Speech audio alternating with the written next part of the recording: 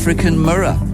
And Liberia's government, through the Liberia Telecommunications Authority, has signed a 1-year licensing agreement with Starlink. Elon Musk has come galloping into the African landscape, and it will see Liberia being provided with satellite-based internet services and hopefully improving its internet coverage. Online, Dr. Paul Kariuki, Executive Director at the Democracy Development Program at the University of KwaZulu Natal. And Dr. Paul Kariuki, welcome to Newsbeat. Thank you so much, Shafiq, for having me on the show, and good afternoon to your listeners. Good afternoon to you as well. What we find interesting here is that Starlink is offered to South Africa, but we put up some gates and we don't have Starlink. Yet a country like Liberia has opened the gates literally for Starlink to come on board. So tell us more. This is an interesting development for Liberia. Indeed, it is an interesting development, given that the country is looking forward to be one of those African countries that are really on the forefront of digital telecoms and be able to transform the economy into the digital economy that they think they should be at this point in time to catch up with the rest of the world. And guess what? They found a partner who is willing to work with them in that road, and by the name of Elon Musk. And I think first and foremost, we need to remind ourselves, who is this gentleman? This is the most wealthiest man in the world, actually the wealthiest man in the world, and a very savvy business person who is able to explore opportunities that perhaps majority of the population around the world do not even see it or even have the capacity to dream for it. And having known that the internet penetration on our continent is on a very low level at the moment, being the businessman that he is, he has seen it and took the advantage to negotiate with different African countries to do what he does best, and that is to invest. And so the background to this is that he has seen an opportunity. In fact, around 40% of the 1.3 billion people around the world have internet access. So there is a 60% that is uncaptured or even, serviced. And being a businessman, he saw an opportunity. Majority of these 60% that are unserviced are on our continent.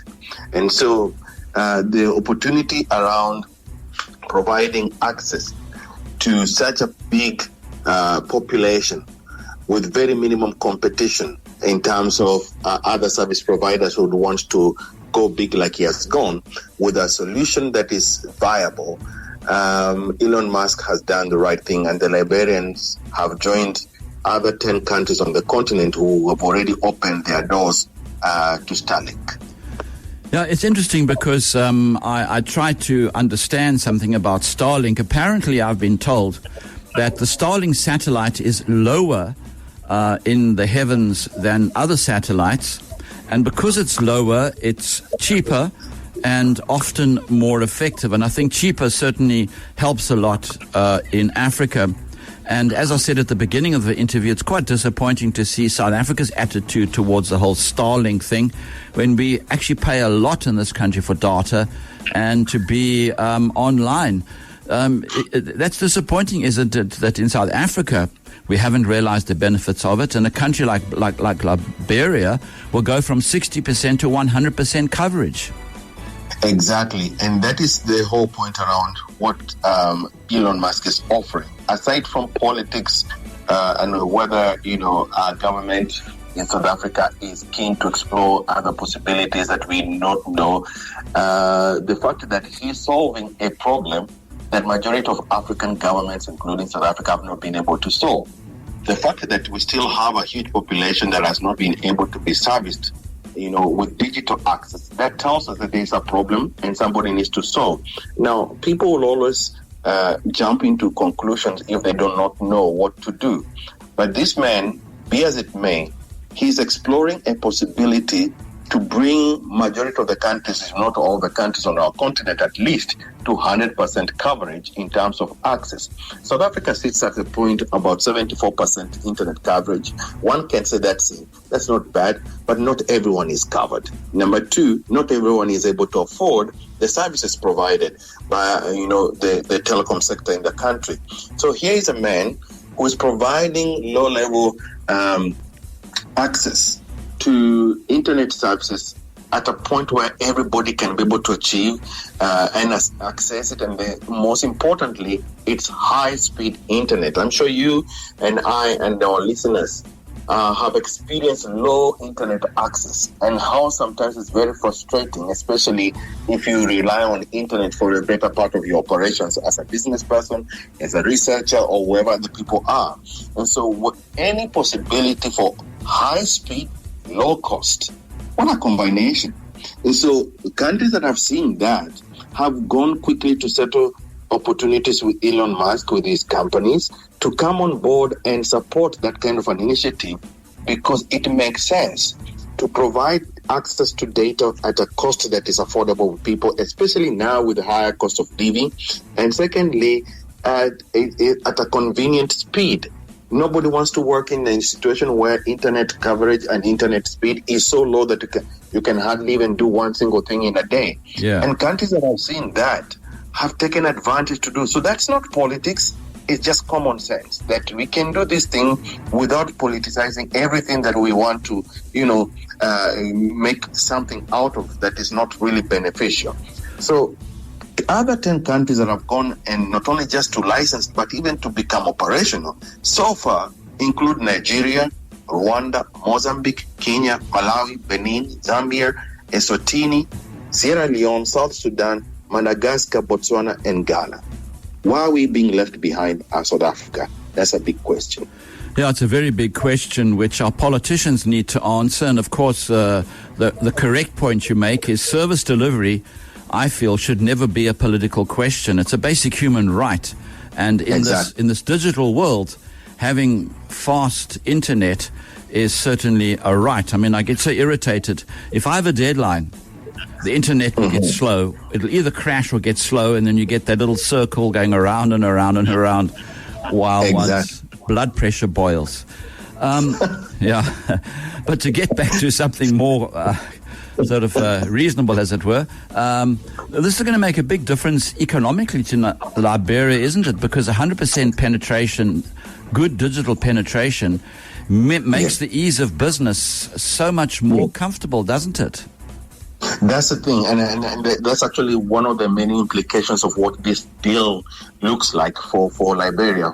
So firstly is to improve their digital commerce, which is a very important. Any nation around the world, not only just Liberia, any nation around the world that is not thinking digital commerce is sleeping, because this is where the world is, and it will never go back to where it was pre-COVID, where there was still an option of trying to think, should we invest in digitalization? Should we regulate? Should we improve our political situation so that we can embrace internet connectivity? We are already gone past that now. Any nation that is not going to invest in its digital transformative processes, it's going to be left behind, and for a very long time.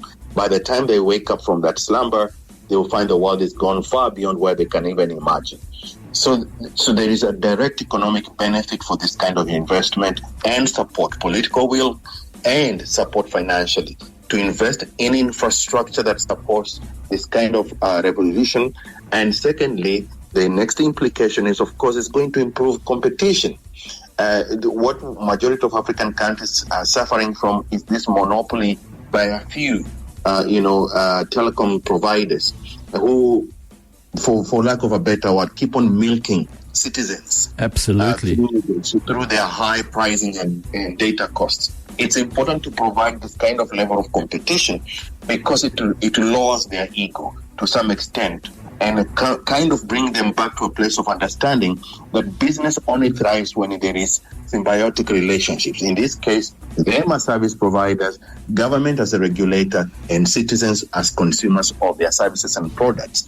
But at the moment, the equation is not in favor of citizens when it comes to pricing and data costs and all those kind of things. So by bringing this kind of an intervention through Elon Musk's work, we are improving competition, which is more likely going to improve, of course, service quality. And I'm just saying that it's going to temper the ego of these monopolies, because now for the first time probably they'll start thinking about citizens are part of their business component, and that they need to also to be listened to, be appreciated, but also be given a privilege to afford services without compromising on quality. The third implication, of course, is about, as you correctly said, there's some of our communities across the continent, especially rural communities, that are severely underserviced, either intentionally because governments are not willing to invest in those areas for their perception that they may not be economically active, or strategically the monopolists do not want to invest there so that they can control the market. Absolutely. Then here comes a person with a solution, provides an opportunity to get to those untapped areas, and boom, all of a sudden, rural areas have become alive. Businesses are now moving into those areas because they're now serviceable. So it's an opportunity to create, a revolution that is beneficial for everyone. And, the subtle business, contractual issues can always be solved when there is an agreement by all parties that at the center of this kind of intervention is the public. And that is what it should be always. Absolutely. And my final point through all of this, Liberia getting Starlink, is that the biggest consumers of pay-as-you-go data in South Africa are the poor. The biggest consumers of data in this country are the poor. And these people know it. And if you look at the way that the whole data purchase is structured, it's actually highway robbery, isn't it? Indeed it is. And that is why some of the countries where the political elite is not ready to, allow access to such, important services to rural communities and the poor, they will always fight somebody like Elon Musk and kind of, create a narrative that, he is a capitalist with no interest of the people at heart. But they forget that the public is no longer ignorant like they could have thought in the past. The public understands business today, and they understand what good quality service looks like, and they also understand the politics of keeping them poor so that they are, firstly, unable to access information, and secondly, cannot be able to emancipate themselves out of poverty. And we know now that electronic penetration into our continent through this kind of digital revolution is helping people even at the informal sector level to get out of poverty and traps that poverty brings into their livelihoods and families and all that. So any progressive government will be supporting business people like Elon Musk, at least at this point, to say, you have a solution, we've been trying to find one, you get it, let's negotiate how we make this work for everyone. Government has to do whatever it needs to do to ensure that that the regulatory frameworks support initiatives like this one. Elon Musk, as a businessman, of course, ensures that whatever is providing is affordable. And the public that consumes this, all publics, irrespective of their social status, are willing to support anything that makes their lives better than it has been. So it's a win-win situation if only we can get the perspective right. Indeed. Getting the perspective right, it's a message for South Africa. Other African countries are leaving us sleeping under a tree. Dr. Paul Kariuki, Executive Director of the Democracy Development Program at University of KZN. As always, it's been a great pleasure.